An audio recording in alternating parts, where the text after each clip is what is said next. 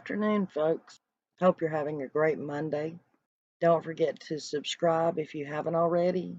Like, share, comment, and don't forget the little bell so that you're notified when I put out a new video. I'm going to make this as short as possible and try not to make it sound as horrible as it might. I've always tried to steer away from what could be considered bad. Talking about minors or anything bad that may have happened or they could have done, and that's not what I'm trying to do. Like we are all trying to do is figure out what happened to Summer, what accident it could have been, or what maliciously it could have been, or whatever. And No Filter and I, you all know who No Filter is. She's usually on my live panels with me.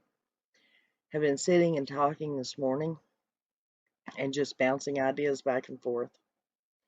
Now, you all know that I feel that Marlena knows more than what she's coming out with. Of course, she really hasn't come out with anything, hence why I really feel like that she has something in all of this. We all know that supposedly she was staying up there right about the time that Summer went missing.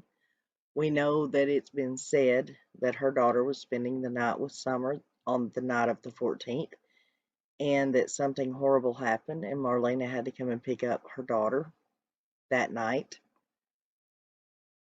Well, what if, and this is just what if, okay, and I'm going to try to say this in the nicest way possible. What if all the children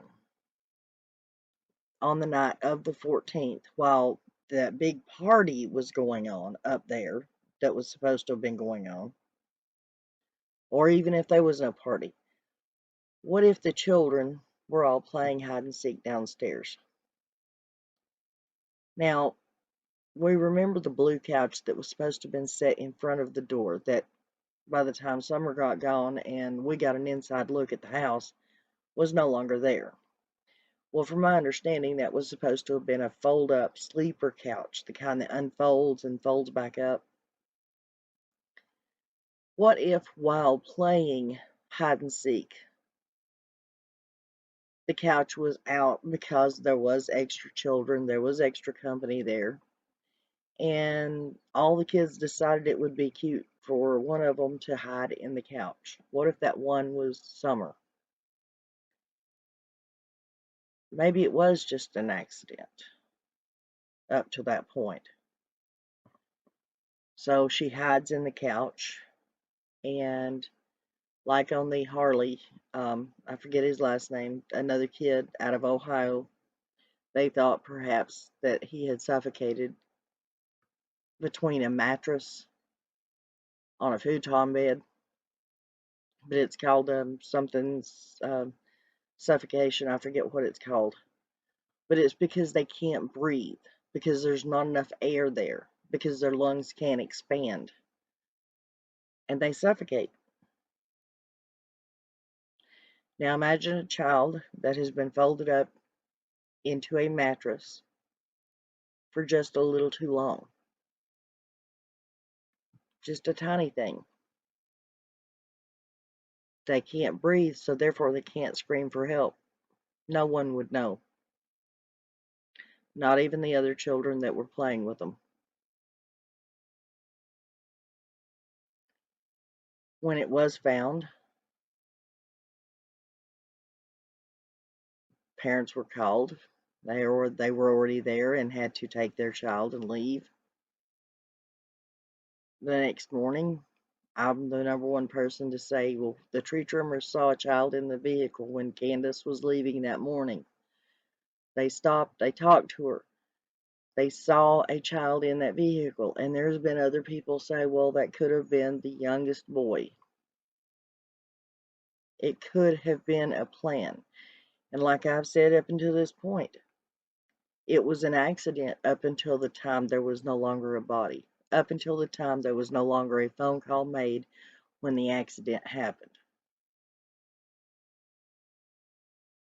So therefore, it goes to say that whatever may have happened, is still on Don and Candus, because the proper procedures of the phone calls, calling 911, calling emergency, letting someone officially know what happened makes it a crime scene.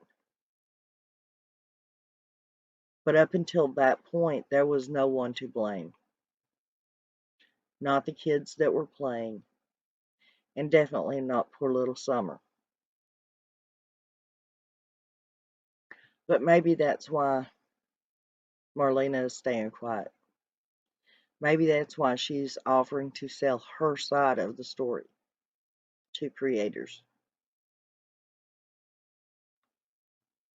And like I said in the beginning, maybe that, I mean, the only way that you could ever even try to reasonably come up with saying that Don and Candus had a reason for hiding it was because they were trying to protect another one of their children. Maybe in their heads, that's what they were doing. Or maybe the simple fact it happened and they were trying to protect themselves. Because we all know, we believe, that Don never wanted that child to be seen by a doctor. So, I know it's hypothetical, it's alleged, it's horrible for me even thinking it. But guys, there's really nothing else to go on. We have got to try to figure out what happened. And I don't know any other way to do it other than to just brainstorm and keep coming up with ideas, because there's no information. There's no new evidence. There's no old evidence. And I don't know where else to turn to try to come up with any. I give, lots of credit to Jen, who's always up on panel with me. We sit and talk nearly daily, pretty much all day long, trying to figure out what happened to this poor baby. And it's just, there's nothing else. I can't think of anything else. Surely to goodness, a parent wouldn't purposely, maliciously harm their child. I just can't go there. So unless it was an accident and then Don and Candus became guilty, I can't, my mind just can't go anywhere else. I don't know about you, but, anything's possible in this case. And it's just something for you guys to think about and consider. Maybe build on it or tear it down. I'd be happy if somebody could give me a reason why this is not a possibility. Leave the comments and your suggestions, your ideas in the comment box below, guys.